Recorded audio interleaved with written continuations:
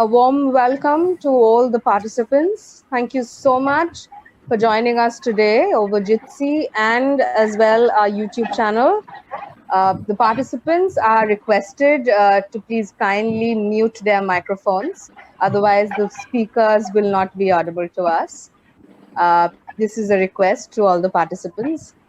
If any participant has any question or comment, please write them in the chat box. Our speakers will try to address as many questions as possible. Welcome to the third episode of the Leaders Talk series. The pandemic. Yes, ma'am. Shukarna, can you put off the screen? Yeah. Welcome to the third episode. Yes, ma'am, do you want to say something? No. Start. Welcome to the third episode of the Leaders Talk series. As we know, the pandemic has adversely affected nearly all sectors, including the hospitality sector. In fact, the hospitality sector in the post-COVID world is expected to undergo a paradigm shift, keeping in mind, of course, the new normal requirements. In fact, a few questions that come up. Where does the hospitality sector stand today? What short-term strategies can the individual companies and sectors, ITC, Taj, Leela, as well as airline caterings, railway caterings, cruise liners, be taking to overcome the COVID crisis? What approach, in fact, should standalone restaurants be taking when they are reopening? What about street food vendors? Major concern area. What should they do? Can work from home be a part of the hospitality sector? If so, how? Hospitality schools, what about them? What should they do in this scenario? These are some of the burning questions that will be discussed in this Leaders Talk series. We have two eminent guests,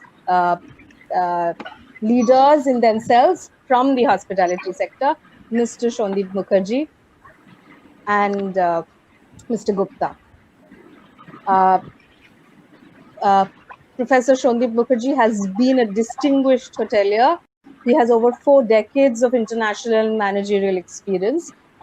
His work has taken him across nations, including UK, US, Southeast Asia, Central Pacific, and routine hospitality-related travels to Australia, Africa, and China.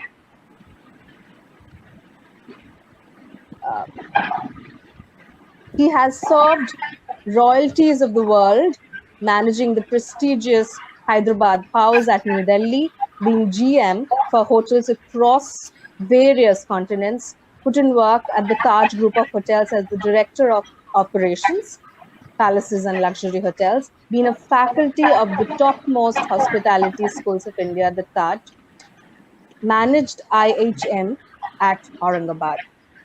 Like, he is the director of SMU IHM. Sir is very popular among students too, and his focus is creating hospitality professionals of the future. Our next guest is also a very celebrated hotelier, Mr. Sunil Gupta. He has over 4 decades of hospitality experience. He joined the industry in 1979 with the Ashok Group of Hotels and rose to manage the large food and beverage operations of the luxury hotel flagship Ashok at Delhi. He had worked in the ITC Group of Hotels for a number of years, managing multiple properties across India. He was the CEO of ITC Heritage Hotels as well, and now holds the prestigious position of Secretary General, New Tourism Foundation, looking after tourism ventures and opportunities across the nation. It is a huge honor for us to have such eminent guests. Thank you, Mr. Mukherjee and Mr. Gupta, for being here with us today. Before we start the session, I would request Ms. Ina Bose, Director of HR and Industry Connect at Sister Nivedita University, to offer her introductory remarks. Ma'am, over to you. Thank you, Andrila. Thank you. Thank you, sir. We have already introduced Mr. Mukherjee and Mr. Gupta to the audience. And for the speakers, you'll be happy to know that we have around 100 odd participants right now viewing us over the Jitsi platform as well as the live YouTube streaming. My request, as already requested by Undila, please keep all your microphones on the mute mode so that we can hear only the speakers. Right now, I'm audible, but I will also be switching off my microphone. It will be only Mr. Mukherjee and Mr. Gupta. We are very proud to have these two gentlemen with us today from the Sister Nivedita University's Hospitality Management Division. Under the able leadership of Mr. Mukherjee, the students are doing pretty fairly well. They have already been placed, I suppose. Mr. Mukherjee might be able to brief on that a little bit more. But they are happy. I don't know what the post-COVID situation will bring all of us in what sort of a scenario in the education sector. Anyways, I would not waste much of your time. The house is open to yours, Mr. Mukherjee and Mr. Gupta.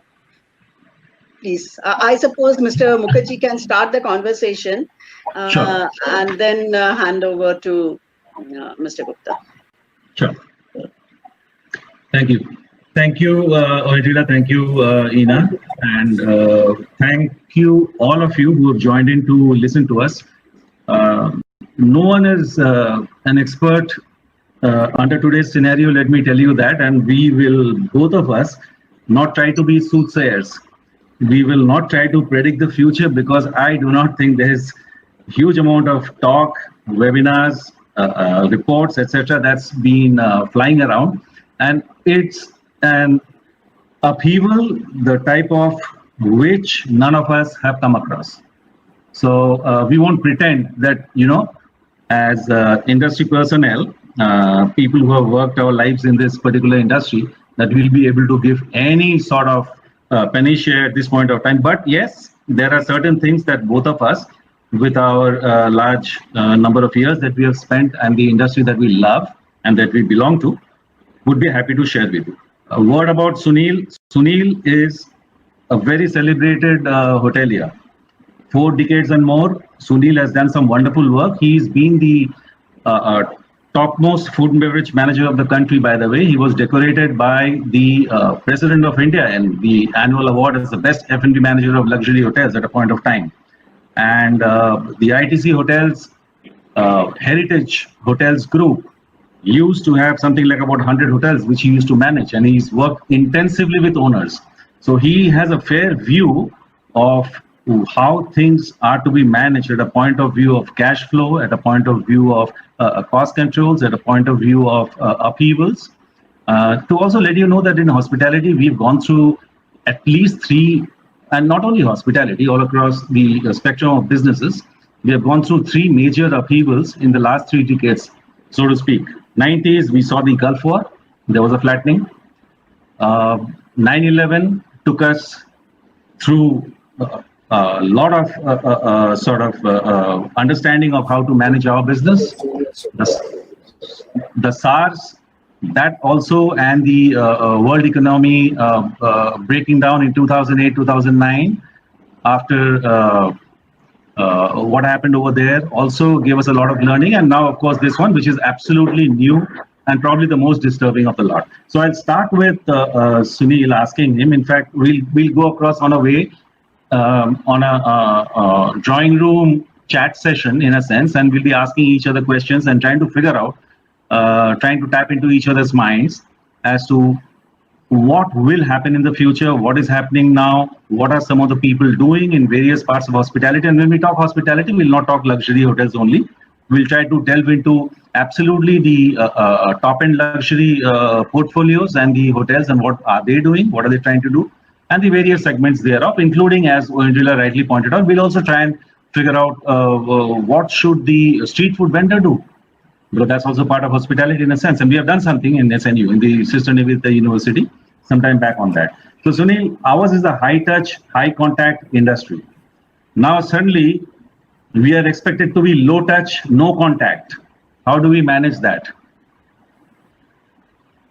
My question to you. That itself is a Yeah, that itself is a big challenge, Sandeep. But firstly, before I answer that, let me thank you and others for the very liberal introduction you guys have given. Uh, all I can say is that this industry was growing in India, and lucky to have worked for it for about 4 decades, and having got the responsibilities and managed them pretty well. And it's an equal pleasure to be in conversation with Sandeep Mukherjee, who definitely is a very serious hotelier and has very huge fan following across the country, at least I can say it. So, coming back to your point of what you said that where we Yeah. stand or sorry. Where do we stand? Yeah. So we are a high touch, high contact, and now suddenly we are expected to be low touch, no contact suddenly. And what are we today? What exactly are we? Coming to that, yeah. Coming to the point of, that's what the hotel industry has always been, a service with smile and service with human touch. As we move forward, both these things tend to be hidden now. Service with smile, I think there's a mask on, so smile is not visible. Probably you got to train your eyes to smile. And service with human touch, probably the body language has to service with human touch, so probably the body language has to change. So that the warmth is felt by the guest from a distance itself. I mean, nowhere you're expected to touch.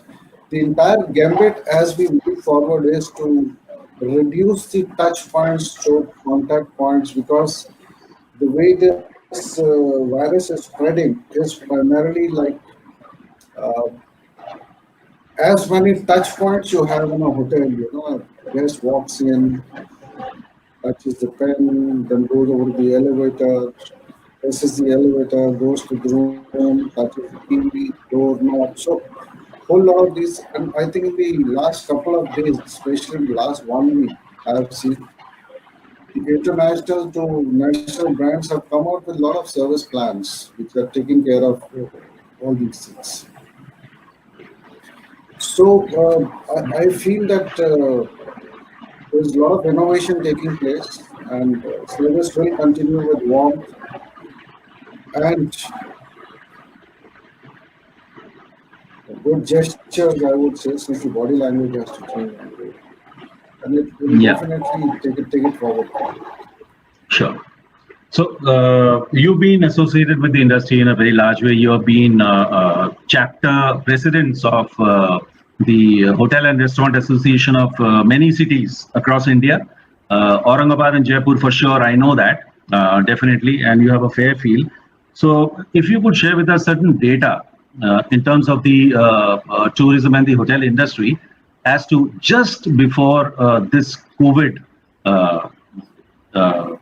rising in with its ugly head, where were we? See, pre-COVID era, I would say now as we are known as, especially if I was to talk about the Rajasthan, which was my sort of stint till about 2015, I was president of the Hotel Association there. And most of the occupancies hotels were enjoying were aggregate of 65 to 70%. And ARRs for luxury hotels were touching to about 7,500 onwards. Super luxury hotels were getting a ARR of 15,000, 14,000, etc. But as we look at it today, the entire industry is stuck very badly. Virtually, I think 60% hotels are shut, if not more. 60% of the hotels are shut, except for some which are either working as the quarantine centers or for the doctors, or probably the standard travelers who are stuck in the locations because of the lockdown. So they are operational. So merely hotels have about aggregate of 5% occupancy if the entire Rajasthan to be put into one spectrum. As far as the Aurangabad is concerned, I think Aurangabad has always suffered for lack of connectivity. Just when the connectivity, air connectivity was beginning to come up now, it was allowed last year onwards, and the city was to see some great occupancies and great ARRs. The COVID-19 was stuck. So I think Aurangabad continues to feel the drought. Right. You've also been Aurangabad. I mean, I'm sure you're also getting a feeler from the Aurangabad. What in your opinion you think you spent quite a bit long time there? Yes, I do. In fact, like most of us, wherever we've been posted, we do keep some sort of a touch and feel with our friends back over there. The situation is nothing different from the rest of India. Yeah, you're right. Absolutely, 70% of the hotels have closed. Private small operators have actually closed off their properties earlier. The larger hotels and the chains have also done so at this point of time because it's not viable at this juncture to manage cash flows. Because in hotels, viewers and others who've joined in, just to give you a feel, 2 to 3 months of cash flow or working capital management is just about sufficient for us to sort of maintain through, and that's what we do. So, and we are now entering into, let's say, about what 40, 50 days of zero occupancy operations for most. So it's a problem. It's a tough situation, tough call. But hospitality is resilient, Sunil. And going with what has happened in the last era of our life, our innings of our life, of the 3 disasters that we have seen, we seem to have sprung back. And when we sprung back in terms of, and there are new terms coming in and we are learning as we are going along. Like we are learning stuff like medical terms like comorbidity, which many of us never knew. We are talking about flattening the curve and stuff like that, terms which we've not heard before. I mean, for people in economics, these were probably normal. Now, a lot of places seem to have flattened the curve at this point of time and gone ahead. Like, for instance, let's say China, where it emanated initially from. There are reports coming that smaller cities in China are actually enjoying 40 to 50% travel because they have a huge domestic travel over there. Do you suppose we will get into some sort of a U curve in terms of recovery, or will it be a sharp V, or will it be something like a W? A lot of predictions are coming in W, meaning that we'll have one phase of this particular trauma, we will come back, then there'll be another phase, then again there'll be a lockdown. What is your soothsayer's opinion or prediction, if I may say so? There are a lot of astrologers also talking this. So, almost statisticians to astrologers to politicians to everybody, whoever is there is talking about it. And then all I can see is the statisticians are definitely, their job is to present the data and present it in a manner and a fashion that it's understandable for the people who love to listen to data and love to listen to this. But this time, I think we are stuck. We are talking of something which has been stuck by the nature, and something which doesn't seem to be very clear to be anybody. So everybody has a very huge list of assumptions behind that statistics they're sharing. And if you look at those assumptions, it will make them all these U curve, V curve, W curve, S curve, flat curve. They will look a little far-sighted to me. I guess we have to learn to live with it. The vaccine is quite far ahead of us. Far away from us. I don't think it's going to be available at least for next 1.5 years. Every company and every country seems to be claiming for it. And as long as this, the way I see it is, the only thing I have a takeaway from this is, as long as the fear psychosis of this continues, irrespective of curve, no curve, and all that, etc. In case a country is more vocal about talking about their curves or not their curves, or we flatten the curve, or we've done this, etc., etc., it may temporarily influence the inflow of the tourists to that destination, stroke country, stroke city, stroke whatever you may say. But the reoccurrence will bring it to a halt again. So I think the moving forward is that one has to learn how to live with it, how to manage, make this part of your game plan, and ensure that the entire safety and health and hygiene protocols are designed to ensure that your property, your hotel does not get sent up with this.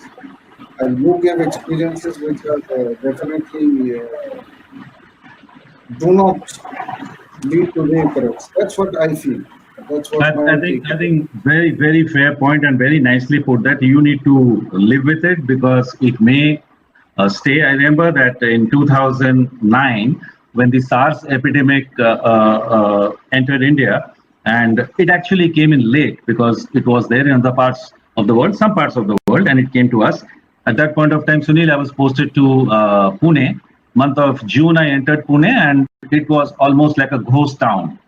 There were no people on the street, and we had already started doing all these thermal checks, scans, and we had started off with our hand sanitizer. The first time ever, we had not seen all these things. Masks were brought out. However, the flu vaccine, and if I recall correctly, it was called Tamiflu, became a new normal and a norm. So today doctors prescribe Tamiflu. So I suppose going over a period of time, we may be going to the doctor and saying that, look, I'm sick, and he would say that, oh, you seem to have a strain of COVID. Now here's a flu medicine for you. So I don't know, maybe we'll get to that. It's too early to say. Moving on, a lot of hotels. Sorry, yeah. Sandeep, I wanted to check with you. Did you recall how long did it take for Pune to come out of it, or how was the recovery, and how long did it take? It was SARS. SARS was a V. Pune was badly hit, and we were in the thick midst of it. However, luckily, because we were at the last leg, maybe, or because probably we belonged to a brand, Suva for Taj, so Tatas, we had a huge amount of support from companies. So what happened was we realized we are not getting fly-in traffic. We'll have to focus on drive-by traffic. So companies like Tata Quality Management Services or Tata Management Training Center and all the other Tata companies, the IBMs, Tata Motors, there was a huge support, not only for us, and there were a few hotels, by the way. There were not many hotels over there.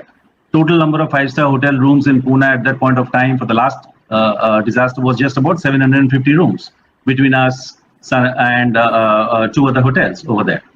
However, Pune exploded after that.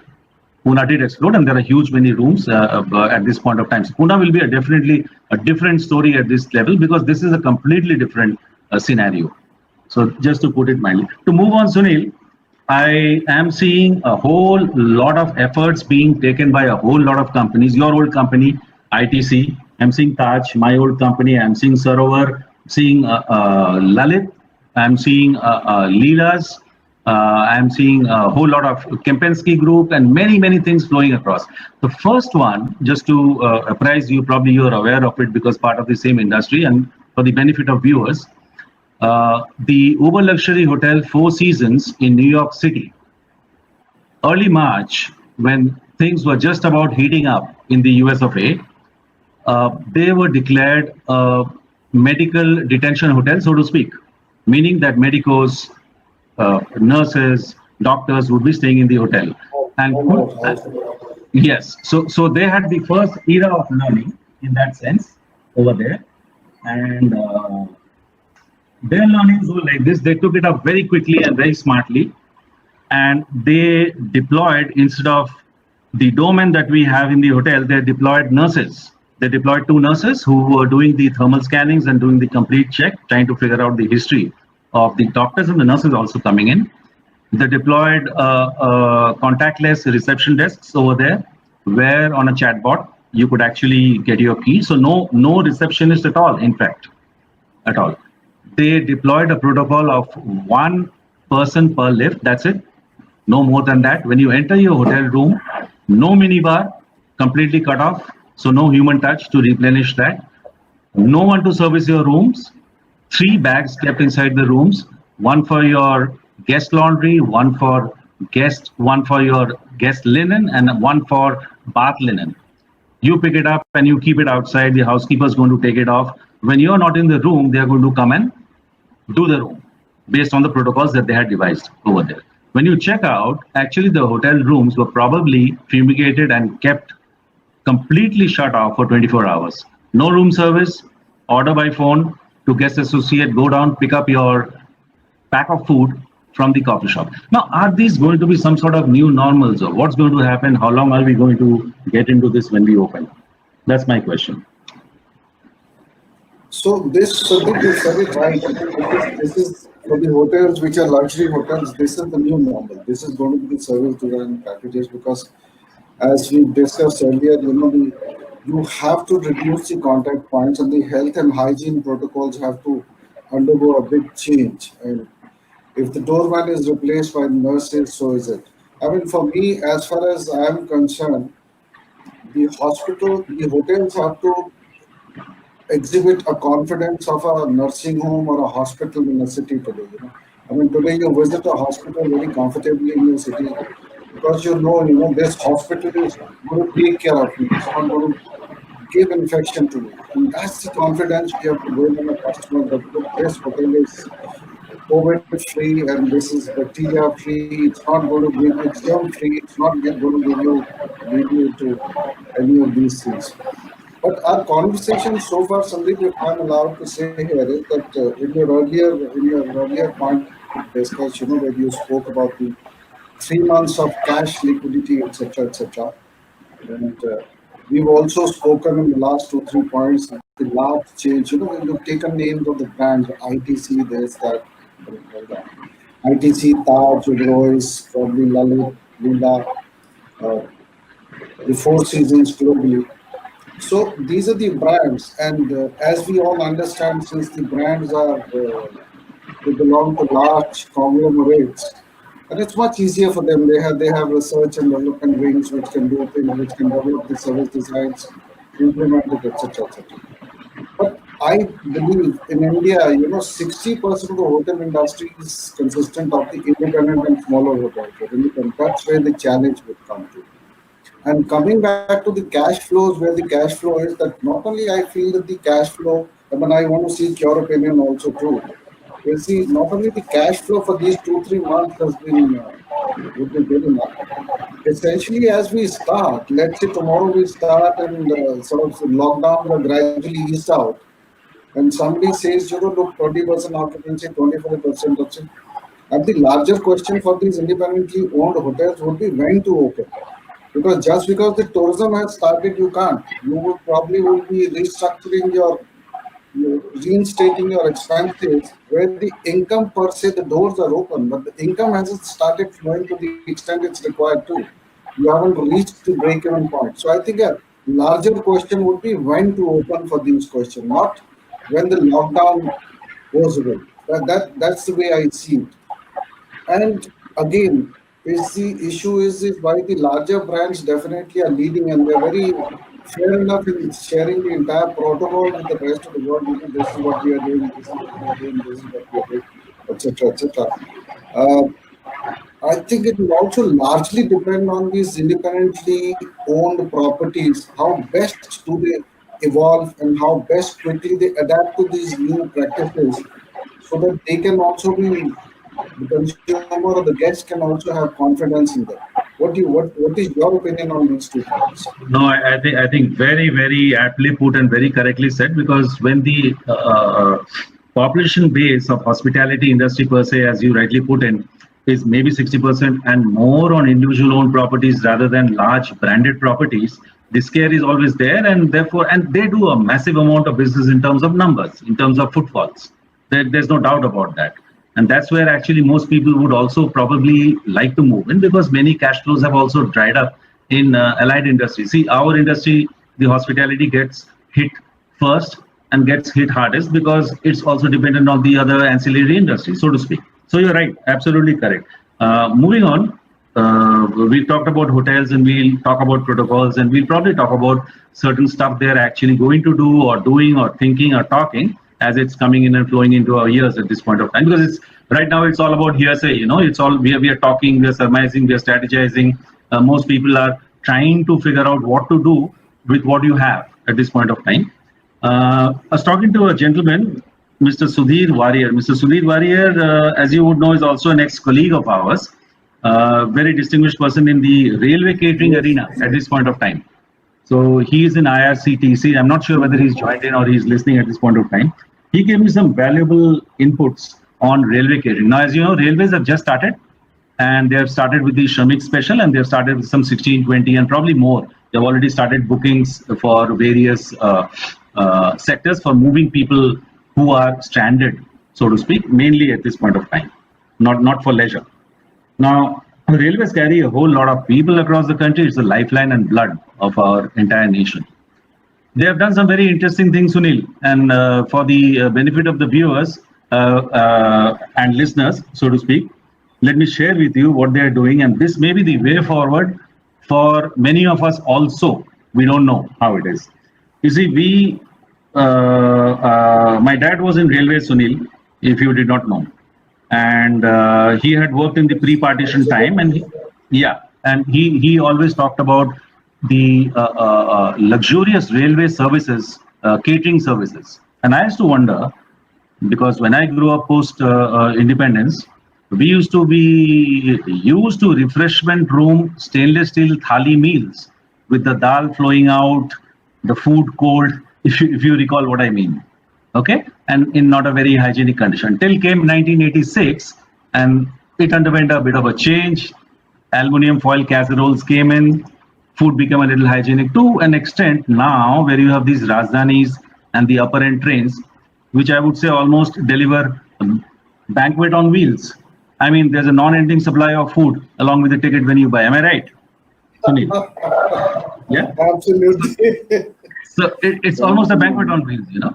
So of course, the finest railway services that were ever done and featured in National Geographic all nation, and this is the level of minimalistic food that's coming in. So I asked him what's going to happen to those foods, because they are cooked in a completely aseptically bacteria-free sort of a situation called retort. So is this something which is going to stay, or for just for this particular time? What's your thought on this? This is what railways are planning in a big way. For all you know, railways may actually go into retort foods themselves. It's a big opportunity for them. I mean, IRCTC is a commercial organization. I'm sure they can go to. See, Sandeep, the railways is the economic wheel of this country. You know, as some statisticians call it. It makes the economy of this nation move, whether it is ferrying the passengers, whether it's ferrying the goods, etc., etc.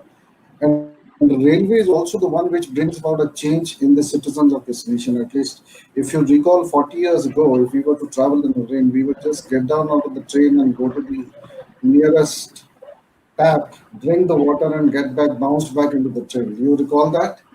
And it's the railways which taught the entire nation to drink water from bottle. I mean, the more and more we traveled in the train, the more and more we got used. So the entire water revolution in this nation, anybody may claim anything. I would sort of say that railways could bring it about in the people. You know, that drink water safe. This is what it is. They started selling water into the railways, which are reasonably priced, well packaged, and people felt it. Of course, there was a whole lot of stories about it. Loosely packaged, not packaged safely, you should not have it, etc. But having said that, I'm saying they brought about a huge change in the nation. Probably there's an opportunity that railways will also bring about the way the nation eats. Because as a nation, I mean, if I'm allowed to say so, don't get me wrong, hygiene, even while eating, while cooking and eating, does not seem to concern very many people. You know, I mean, even if somebody goes to a restaurant, he's least bothered about how the kitchen, what is it like. You just see them a nice Chinese menu, you go there, you eat food, it was tasty, etc., etc. You only realize that the stomach got upset. But railways has been catering for a very long time, doing a sustainably good job. But essentially, if railways will start spearheading this entire process, this would be a huge revolution. And this would be a big revolution in the entire nation in terms of food supply, how the food is. Cloud kitchens are being created in this nation right now from Zomato, the other some brands which are delivery brands are picking up meals and supplying to the homes. Maybe it will become.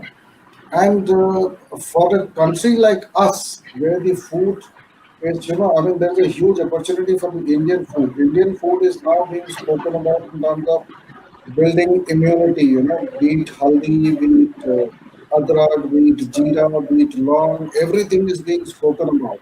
And I think internationally, nobody seems to be sort of talking about food.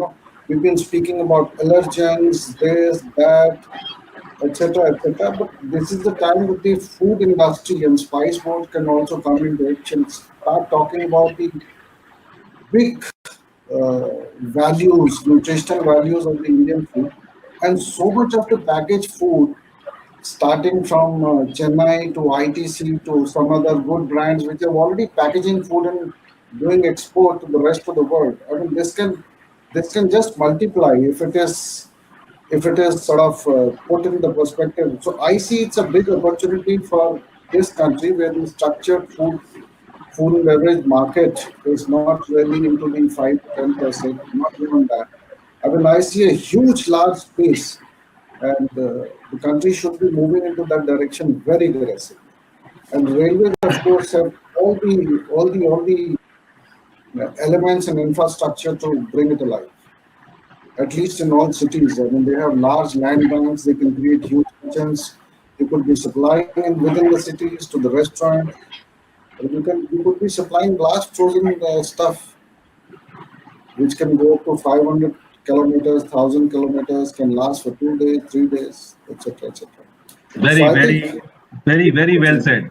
I think very well said and very well articulated. RT food or retorted food is basically food, just for general information, food cooked at 121 degrees Celsius at about 5 degrees of pressure.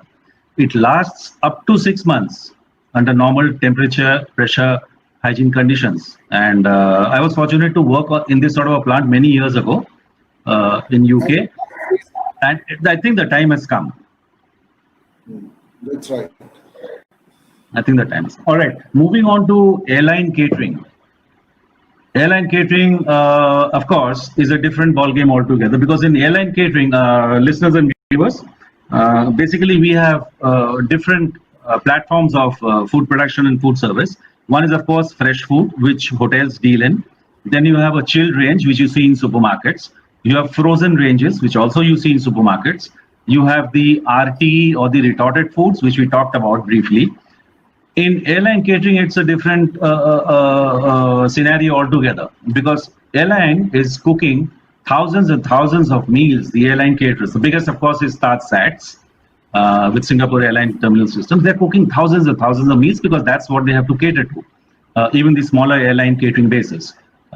Now, you cannot cook food suddenly. If you have a breakfast flight which is going off at about 4:30 or 5 in the morning, and you're going to cook an omelette, and you will have the associated accompaniments along with it, you got to cook it sometime in advance. And there is a cold soak, or you need to keep it hygienically in cold temperatures so that bacteria doesn't grow in it at about 5 degrees Celsius and quickly transport it to the plane. Airline catering has always been at the forefront of hygiene. In fact, if I may be permitted to say so, much, much more better than even the best of the five-star kitchens. They have no choice, because at 30,000 feet above the sky, above the ground in the sky, you can't afford a food poisoning. You just can't do that. And airline caterings don't have records, by the way, which means they maintain. Plus, they are under scrutiny of these various international carriers and their hygiene officers and their doctors and inspections and audits. Moving forward, there's one interesting thing, Sunil, I learned from them. They're going to ramp up. Of course, they will have masks, shoe covers, sanitizers, hand washes, cold soaps, refrigerated vans. Now, everywhere refrigerated vans are not there. High loaders are not all of them, but they will probably go into that. They will also do something very interesting, Sunil. They will do contact tracing of vendors. Meaning, if I was a vendor and I was supplying vegetable early in the morning, they're going to do my screening, of course, and they're going to check on me as to who all I have come in contact with, my contact details, etc. To me, it looks like this is going to be another learning point for every one of us in hospitality, or for that matter, other industries. We need to keep. I thought I'll bring that into. Have you heard anything about any other safe? I would say, your airline experience is definitely, your experience is far ahead than me. Having not only managed, you've set them up also, as I know for sure. And the only thing I would say in this is that keeping a trail of the entire supply chain, from where the first raw material came to the last consumer who had it. The entire it becomes the most important aspect of any unit. I mean, that could be true for the hotel also. Yeah, I think that's what it looks like, though. That's what I heard, and this came in from the chief of training for TASATS, and I was pretty amazed, saying that it touched. In fact, a few weeks earlier, he said, what, we thought we knew everything, yet for sanitization, we had forgotten the electrical switch points. We were actually putting the fans and lights on and off. May sound very simple, but it makes sense, Where are we leading ourselves at this point of time? What all do you sanitize? What do you do? It's a scare, Sunil. It's a scare. So you're trying to take care of all types of points. It's a huge scare. If the elevator point, as they say, your elevator has more bacteria than any other location. Right. Your elevator point has more bacteria than any other location. Right. So it's getting into that. They're talking about safe menu protocol, safe distancing. I mean, you're going to dish out food. How safe is the distance? How much will you do? All right. We'll move into we'll leave cruise lines apart. Though I'm hearing that cruise lines like Royal Caribbean have started booking passengers between Miami and Goa in August. I don't know how they are doing, why they are doing, what's their reason for doing it, but they'll have their own protocols, I'm sure, and they'll be doing that. Standby city restaurants, the National Restaurant Association of India, the report I was reading, has something like about 72 lakh people working. I mean, it's only the registered restaurants of the NRAI. I mean, there are so many. I'm sure maybe 80% restaurants are not registered, probably. And they say minimum of 72 lakh people dine. Now you tell me, going back to your previous point, you're saying, and you rightly pointed out, are you ready to open up? Suppose if the government says post Eid or 9th of June, I'm just saying, whatever, restaurants can open. Now, if they practice safe distancing or whatever, are they ready to open, Sunil? Your take. See, there are two. Life is two-pronged in this situation right here. One is the government deciding whether you can open up now or not open up. But government has also released new set of norms for the FSSAI norms. I mean, this is what you should be complying with. If I was to sort of put a perspective to it, right now the wayside eateries on the highways are open already. The last lockdown they were allowed to open, except that the city restaurants are not operational right now. City restaurants can cook meals and do the delivery basis, but they cannot have consumers coming and guests sitting in dining there. Now, when I said it's a two-way pronged approach they'll have to take.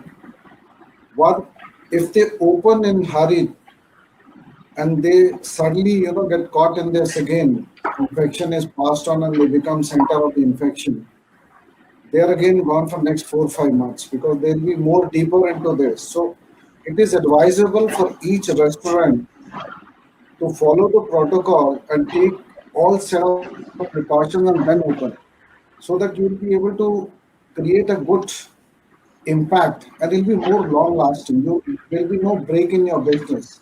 You'll have a BCP, you'll have a business continuity plan in place. And today, one little wrong thing in your business, and social media is very harsh. I mean, it just multiplies and you will be nowhere. So my take on this is that the restaurants have to be very, very cautious. One is when the government allows. And second thing, which is more important and the more responsible action they have to take at their end, is that they must be able to follow all the protocols and ensure that the guest safety, health safety is followed first. I think very, very, very interesting and very correctly said. Do you suppose that in many places, because the large hotels and medium hotels are represented through the Hotel and Restaurant Federation of India, FHRA, and the other HAI, do you think the associations also have a responsibility to go down to their fellow partners in hospitality and train and teach them? FHRA, I know for sure. I mean, through the different wings, they're already conducting daily webinars already on this. I mean, they've already done one on F&B on 16th of May. They have On food and beverage, they've already done housekeeping on 12th, I think. There was another one on 14th. So they've come out with a set norm of training standards. They've set laid down certain standards, etc., etc. They've carrying out. I think FHRA is doing a good work on this. Yeah. On this note, let me also apprise you the university that I work for. It's a new university, but you saw Miss Ina Bose right now, Industry Connect head, and also HR. Yes. She roughly around 3 months back came across and said that the street food of Calcutta is pretty famous, like the street foods of Delhi for that matter. And in the office area, which is the Dalhousie Square of Calcutta, there are a huge amount of food vendors who need to be given some hygiene training. So my first reaction was that they have been working there since Robert Clive, okay, and their third or fourth generation are basically working. They are extremely professional, and they are doing tremendous job in their own way. Hygiene is an issue to teach. I do not know what sort of ice we can cut as a hotel school. However, saying that, and this was done through the auspices of the Bengal Chamber of Commerce and Industry, which is the oldest chamber, by the way, of the nation, I would think. So we went, and I'll share some photos with you. I'll share some thoughts. It was an amazing experience for us. Forget the street food vendors. They wore caps, and when the day came, they wore gloves, and they were in the stalls cooking not with live coal chullas and angitis, but with stuff provided by CESC, the electric supply company, electrical stoves, and it was an instant hit. So it can be done. That's why I said, should we also get into a scenario whereby actually each one teach one? We need to get one, because at the bottom of the pyramid is where the mass is. We need to look at that if we are talking about food, health, hygiene, safety, security, everything else, and contact, of course. Now contact. So we'll move on further in this. We've talked about various layers of the hospitality industry. Thank you for enlightening. Sure, go ahead. Sandeep, just a point on this, which as you spoke about it, and we briefly touched upon this point earlier while talking about the railways also, that railway has introduced a new set of standards for the catering, the retort food, etc., which they're trying to now supply to the rest of the nation on the hygienic standards. Now, every business is on a demand and supply. Coming to this pointer of where, each, what you call these vendors, whether the Rediwala or anybody else, whoever is there, if he or she will find that there is no business coming to me or there are no customers coming to me because I do not offer any hygienic standards, so I'm sure he or she will also adapt to the new practices. So what training and you've started doing, I think, is a great work. It'll take the society to a very futuristic pattern. I mean, example I can set is the Golgappas. We've eaten Golgappas from bare hands, normal water, to gloved hands, and with the mineral water Golgappa. So that's the kind of swing will have to be brought about in a society.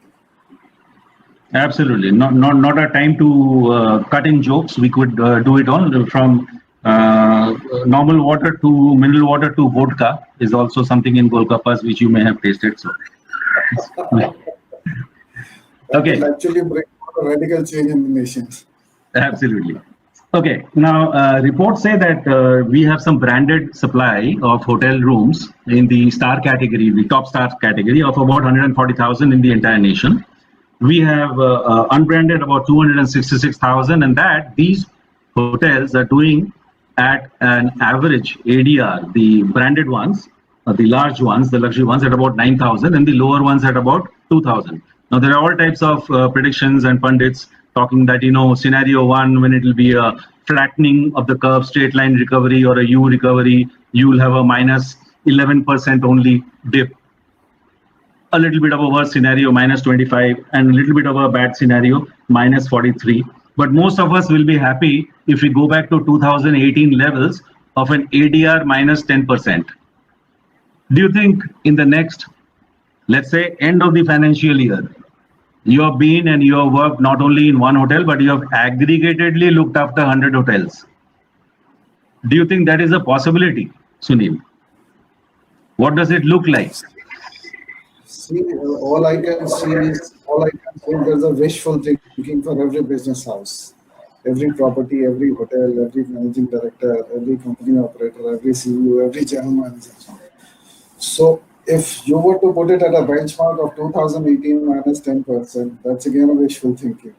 So the first and foremost, the issue is when do people start travel? And what was the criteria people were beginning to choose? They were looking at location, they were looking at the price, they were comparing with the services available, right? These were the three key things they were looking at. Now, can we safely say that these entire three conditions have been now topped by the safety first? The first thing a consumer is looking at is safety and hygiene. What are the reviews? How's this hotel? Will it be able to take care of me? And price, I think, in case you're offering him 5%, 10% premium to the rest, which are not offering any kind of a confidence on safety and hygiene, probably you will have it. So, for me to forecast that what would be the ADR levels at 2018 levels or 2017 levels will be a little bit of a difficult situation. I understand. And for any one of us to predict. Okay, we are getting into almost our closing time. Let me talk to you about two things. One is, under this scenario, we are all afraid, right? The whole lot of people who are afraid of losing their jobs at this point of time. There will be jobs lost. There will be industries which will be closed. There will be hotels or restaurants which will not be able to sort of get there. It goes without doubt, and it's quite heartless to say that. But the fact of the matter remains that, well, it's a different type of an upheaval at this point of time. What two things or three things can happen in this scenario in terms of good things that talent management can look up to, HR can look up to and should do? And my last question would be, what should hotel schools do under this scenario? If I may put it across to you. See, the second question is easier to answer. What should hotel schools do? All right, what should hotel schools do? Hotel schools like us, what should they do? Should they look at changing the curricula? What should they do? I think they're already covering up a very vast set of subjects, except for the hygiene subject will have to become a little more wider, and somewhere health awareness and care, like to train a paramedic for a hospital. Some part of that will have to flow into this. Like if you remember, we were told a bit of engineering. We were told a bit sorry, of I'll intercept in this. Yeah, you're right. I'll intercept in this. Your old organization ITC is getting itself NAB certified. That's very interesting. We've never had a hotel getting a hospital certification. ITC has actually started a very strong program of VAssure.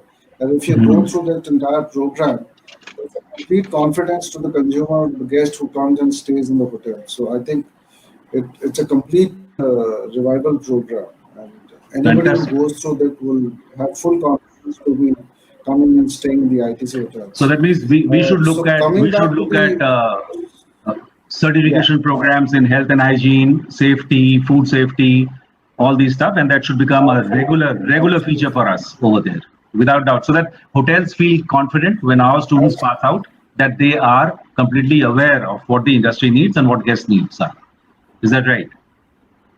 Yeah. Okay. Now coming back to the HR is concerned, what is just one point. The HR, as far as the HR is concerned, what HR should be doing in terms of HR should also be looking at reorganizing the entire work spectrum in terms of what are the new needs in a hotel.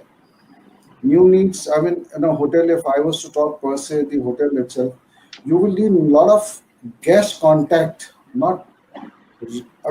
You'll need much larger force to be in guest contact. Just appointing 7, 8, 10 GREs in a hotel may not be good enough, because suddenly there'll be a lot of panic, slightest of this thing. So a lot of people within the same hotel will have to be restructured and reorganized into that operation. Some of the services will have to be made. For example, food and beverage in a hotel will have to, instead of serving the food inwards, will have to take on large delivery operations. Probably the food and beverage lot of team will get utilized into it. And the way I see it, as on a larger spectrum, yes, to begin with, the way people were working in airlines and hotels and etc., they may lose job because of the dip in the demand and subsequently opportunity is gone by. But essentially, I also see that there is a huge demand in terms of healthcare will flourish. Healthcare, which is more burden in this nation, and a large number of nursing homes, hospitals should come nationwide, and they would also need floor management, shop floor management, etc. I mean, doctors can definitely manage the technical affairs, but essentially managing a hospital is almost like managing a hotel today. In fact, you are very right. Many of our colleagues today are CEO of hospitals who are actually from hotels. So you are right. Correct. The retail will undergo a change. The BPOs will undergo a change. I mean, the way the entire globe is working, India will suddenly have very large BPO assignments. So I think somewhere on a spectrum of 6 to 7 months, things would settle down. But yes, with the immediate, there is a fear of the job loss.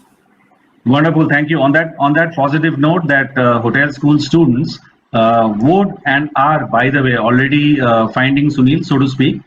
Even in Pusa, your pass-out college, I believe in the last academic year, it was almost close to 50-50 of the students, much to our chagrin. I mean, we would have loved them all to come to hotels. They chose to work in healthcare, they chose to work in ships, airline catering, railways, they chose to work in banks, retails, any customer facing. So the world is open, the world has not come to an end. COVID is a learning experience and a learning curve for us, and we will learn and we will fight back, and we will be there at the top of it. Hospitality rocks. Thank you so much, Sunil, for joining us. It was wonderful, wonderful. Mr. Gupta, Mr. Mukherjee, thank you very much. Management. We have a few questions from the audience for both of you gentlemen. Can we take that? Do we have the time? Yes, I have a question. Five-star hotels especially, their revenue depends a lot from the seminars, conferences, exhibitions, etc., etc. What will be the future of that? Very difficult question, so I'll pass it on to Sunil.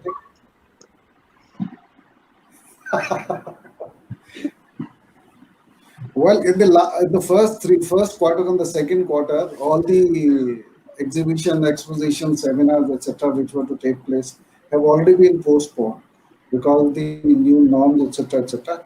But having said that, now new norms have already been created, and expositions are going to happen August 20 onwards.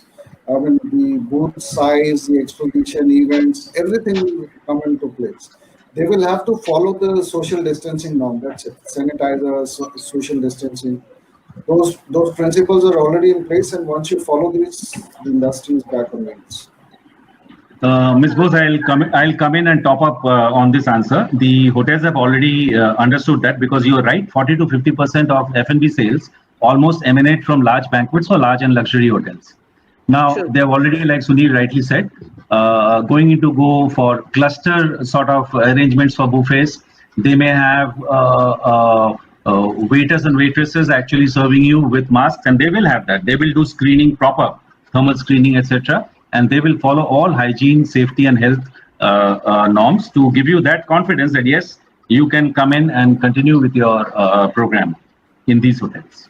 All hotels will do that. That's for sure. Mr. Mukherjee, the other day I heard Mr. Anjan Chatterjee, Specialty Group, say that buffet system will be a word of the past. To a large extent, yes, he's right. In fact, these buffet breakfasts that normally come with a room are also going to be an era of the past. It looks like, as of now, because we are all predicting, right? We are all foretellers and soothsayers at this point of time. We do not know. For all you know, with all our optimistic views, you're a great optimist, Ms. Bose, so am I. COVID will just vanish in the next 1 week, and there will be no trace of that. We'll all go back to the old normal. So let's hope for that. Just to come in here, Just to come in here, Sandeep, buffets, Japanese have done some work on it, and Yeah. buffets can be served, except that the buffet should not be left to the guest to take it. There Sure. must be a server behind each item. So as long as it's not being touched by each guest, buffet is safe to go ahead with, and it must have a sneeze guard in front. Sneeze guard. I was just about to say that. If you recall, Sunil, years back we had gone for the Festival of India in US, and one of the first time we ever in our life in 1985 was it? We saw a sneeze guard in a restaurant, and we wondered what is this chhatri there for? Till it became the new normal. We still haven't done that sneeze guard in many places. Now I guess all buffets will have. No, it's being followed in very many. Yeah, I'm sure. All buffets have it. I'm sure many do, many don't. Yeah. Sir, Indira, I have a question. So please I write will the ask the questions questions in the chat comment box. box. Indira will Indeed. read out the questions now for you. Sure.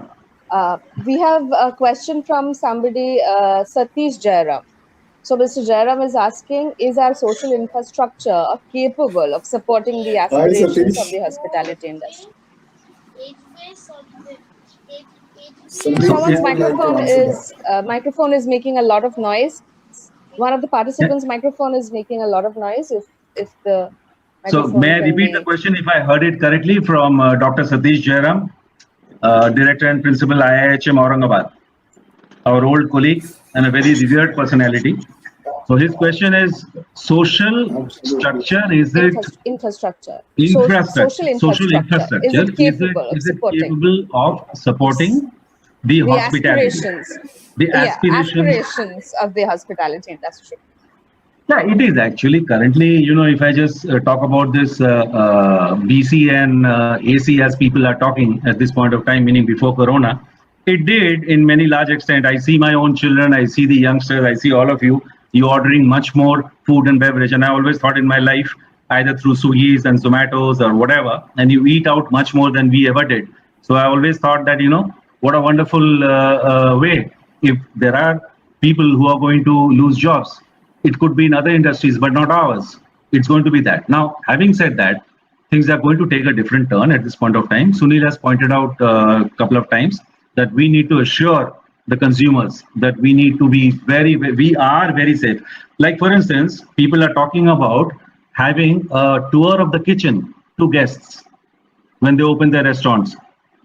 Now, I'm not sure whether they will actually go into a situation where they'll have a open air kitchen completely, or a glass kitchen, and maybe a glassed dishwash area to show guests that look how clean we are in terms of delivering the entire pipeline of the farm to fork for you. So yes, we will, and we will do that. That's my thought. Sunil? See, I personally feel that as far as the hospitality industry is concerned, is the most responsible industry within the social network what we have in our country. So if there is an adaptability, we are very fast to change and they will adapt. We'll definitely be able to deal with it. I think that from that point of view, it is 100% yes. We will. Yes. And we will. Yes. Any Hello, other Mr. question, Indira? Video is turned off. Your Yes. video is turned off. Sorry? Your video is turned off.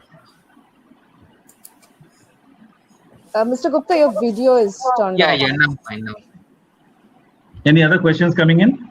Yes, we have Shankar Kumar Mukherjee. He's asking, will customers prefer star hotels to stay, ignoring the budget hotels by increasing the expenses a bit post-COVID for hygiene reasons? I understood the question, and I think there is a very strong supportive point in that favor. And it might see that, if I was to travel, let's say, to destination A domestically, I would now search for a hotel, maybe a branded, and I may be wrong in doing that selection. I may be wrong. The unbranded hotel may be also equally clean, safe, etc. But I'd be possibly, because of this fear that is in my mind, choose a branded property by paying a little bit more. That's my simple answer. Sunil?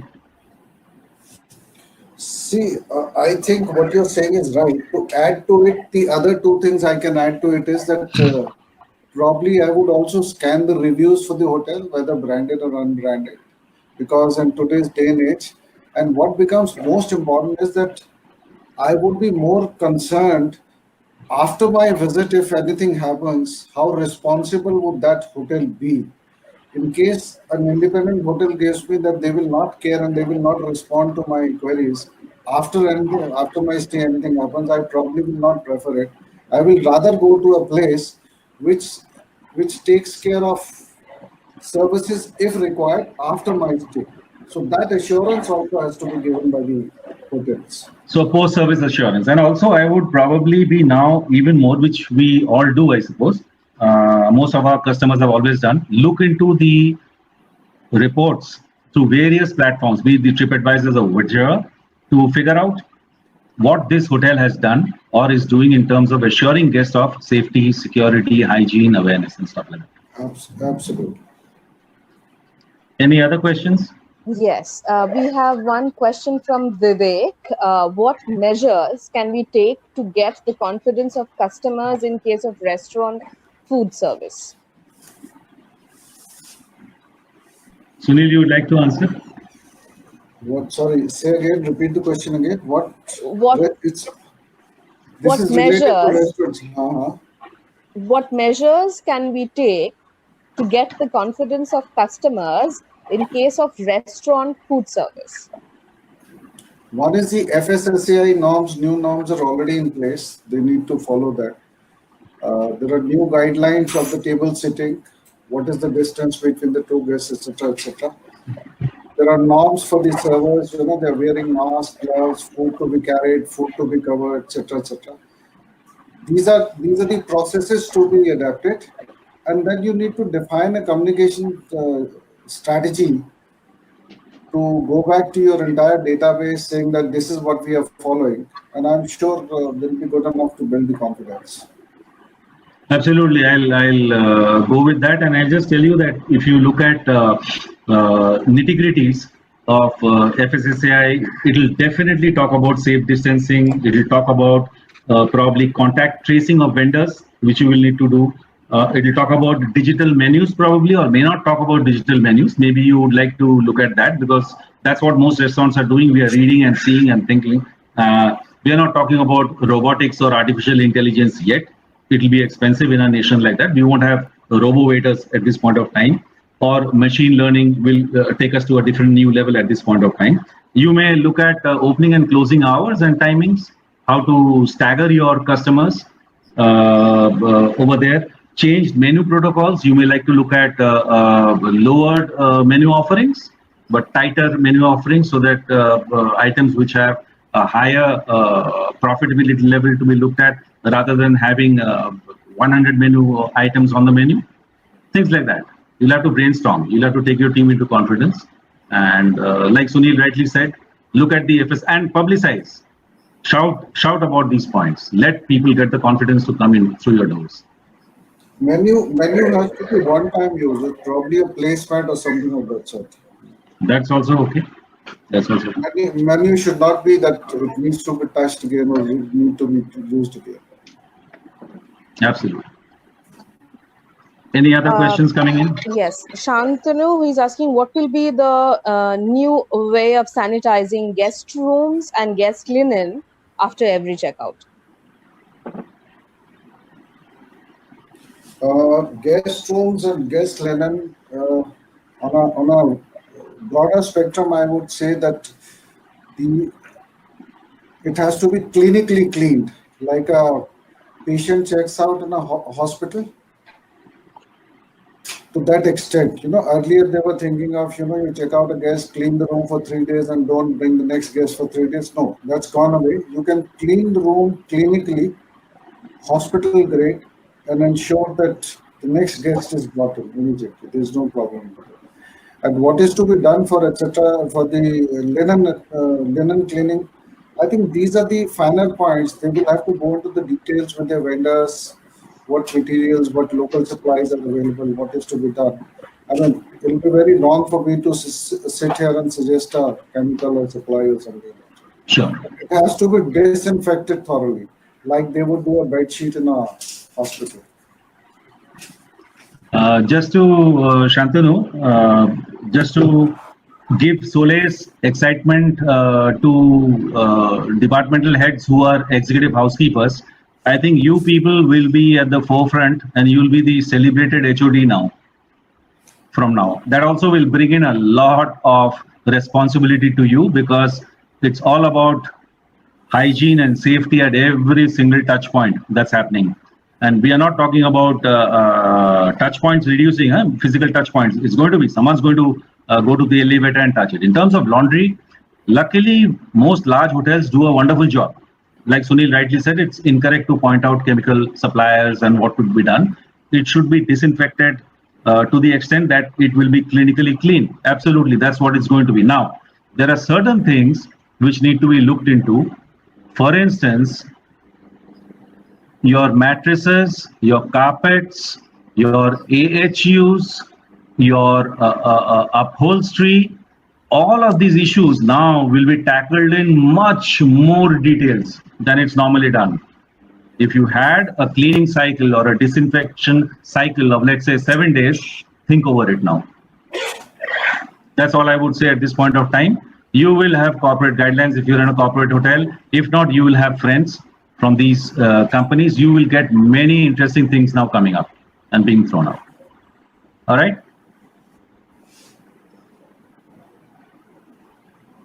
Ma'am, can we take 2 more questions? Do we have some time? Can we take? Yes. Sunil, is it okay? Are you all right to take questions? 2 more, just 2, 3. Not too many, just 2 more. Just 2 more. Okay. Okay. So Mr. Jairam, as Professor Mukherjee mentioned, he has made an observation. Rather, the faculty needs to be trained for this new FSSAI role. Have schools made a provision for a full-fledged COVID compliance officer? Answer is no, we haven't. We haven't, but it's a very, very valid point. Thank you, Satish, for that. And as you recall, many years back when we were teaching hygiene at the IHM Aurangabad, we went into teaching Serve Safe, the National Restaurant of Association of US, the document, so that our people know what exactly is serving safe food all about, which in India at that point of time, I think no college taught. But your college did that wonderfully well in a module.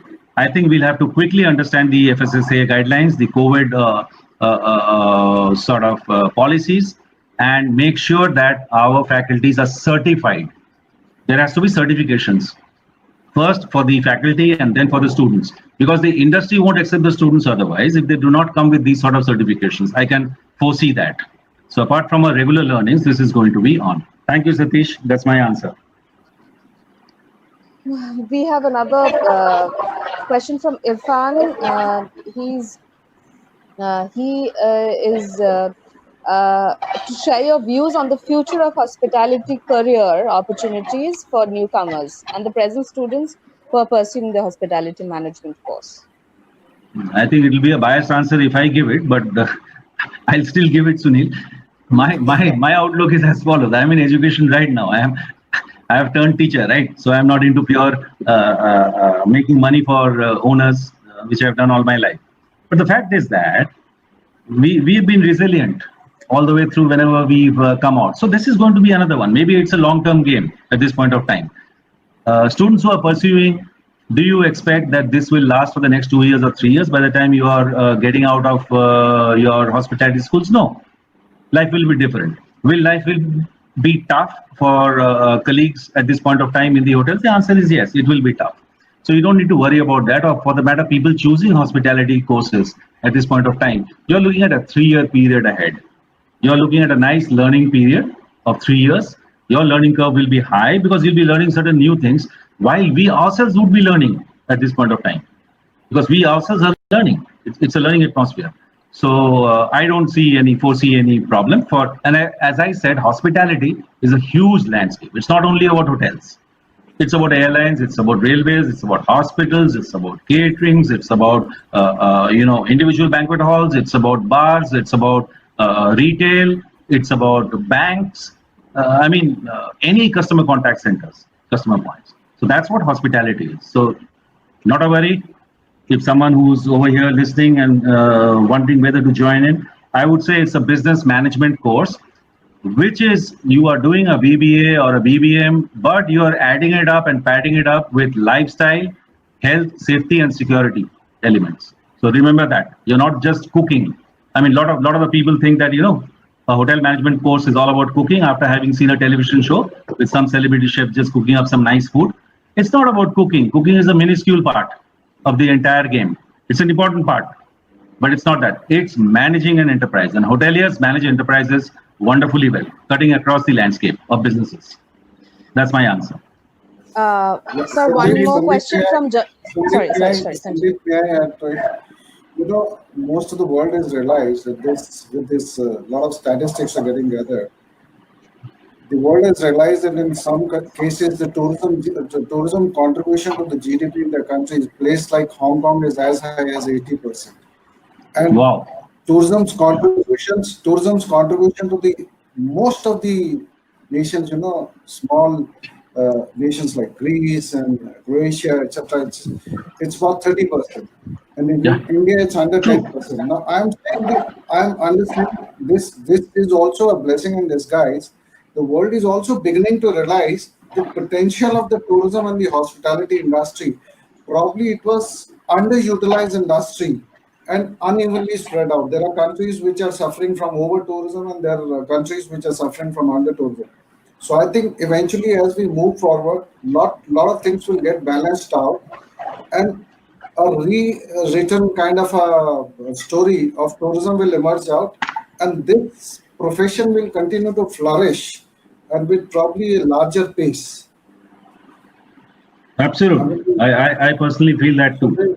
There is nothing to worry about it at all. I mean, if me and Sandeep were to look at the times, we've seen the growth from the time we started from 78, 79 to now. I mean, this 40 years growth, the nation will probably see it in the next 5 years. It won't take 40 years Possibly. to grow. Yes. I believe that.